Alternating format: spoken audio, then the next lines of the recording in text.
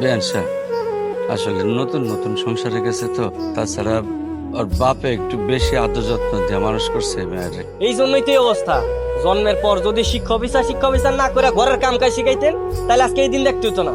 আমরা ভালো মানুষ দেখা নিতে আইছি, এরকম মাথার বোঝা নিয়ে কেউ সংসার করতো না।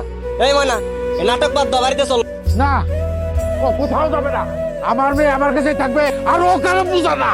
তাহলে কি আপনি আর আপনার মেয়েরে যাইতে দিবেন না? না যাইতে দেবো না। আমার ফুলের মতো মাইয়ার গায়ে কোনোদিন একটা আসল লাগতে দে। সেই মাইয়ারে তোরা গরম খুঁজতে দিয়ে শেখা দিছস।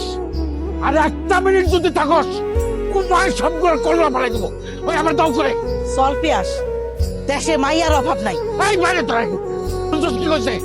হ্যাঁ, আমার মাইয়া নাকি আমার মাথার বোঝা। মাইয়ারা কোনোদিন বাপের বোঝা হয় না, মাইয়ারা বাপের মাথার মুকুট।